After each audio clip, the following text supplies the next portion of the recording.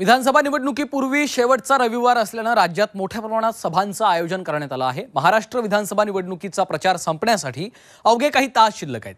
प्रचाराचा शेवटचा रविवार सुपर संडे ठरलेला आहे। पाहूयात। नागपुरात प्रियंका गांधी यांच्या रोड शोचं आयोजन करण्यात आलं।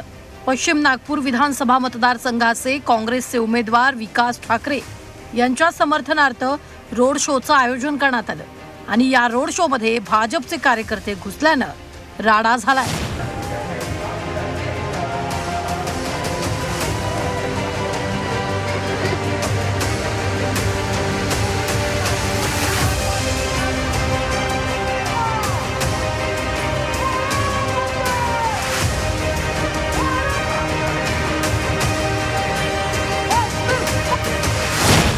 बीजेपी के साथियों को बार-बार शुभकामनाएं चुनाव के लिए।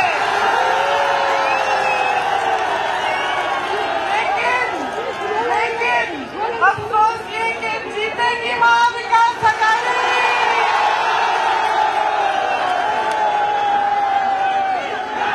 विकास अघाड़ी की महाराष्ट्र की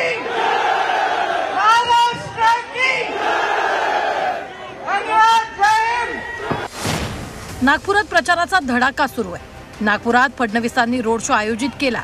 दक्षिण पश्चिम मतदारसंघातील या रोड शोला मोठी गर्दी होती। फडणवीसांचा हा तिसरा रोड शो होता। बटेंगे कटेंगेच्या घोषणेनंतर उत्तर प्रदेशचे मुख्यमंत्री योगी आदित्यनाथ यांची मोठी चर्चा झाली। योगी आदित्यनाथ यांची कोल्हापुरात सभा झाली। महाराष्ट्राची निवडणूक ही केवळ महाराष्ट्रासाठीच नव्हे तर देशासाठी महत्त्वाची असल्याचं त्यांनी म्हटलंय।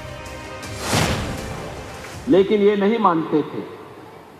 2014 में जनता जनार्दन ने दुनिया के आज के सबसे लोकप्रिय नेता श्री नरेंद्र मोदी जी को देश के प्रधानमंत्री के रूप में चुन करके भेजा।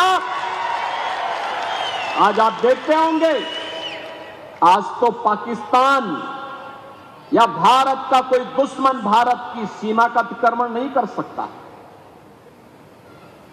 आज अगर करता है तो उसे मालूम है ये नया भारत है।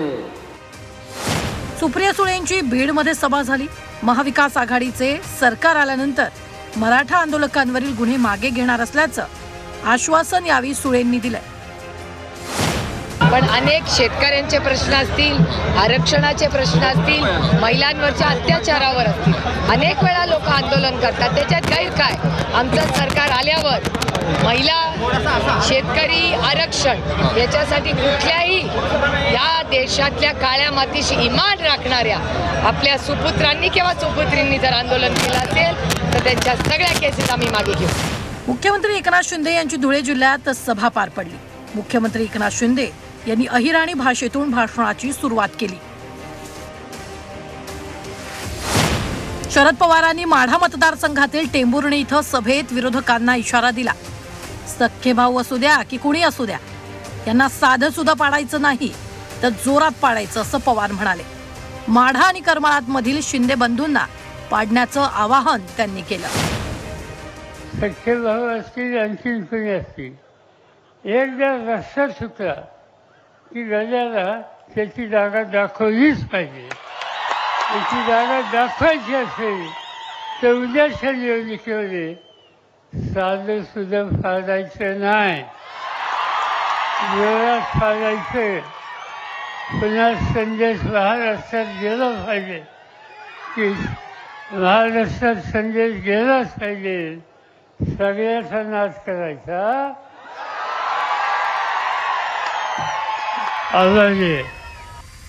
शिवसेना प्रमुख बाळासाहेब ठाकरेंच्या स्मृतिदिनानिमित्त त्यांना अभिवादन करण्यासाठी मुंबईतील शिवाजी पार्कवर अनेक नेते शिवसैनिक दाखल झाले।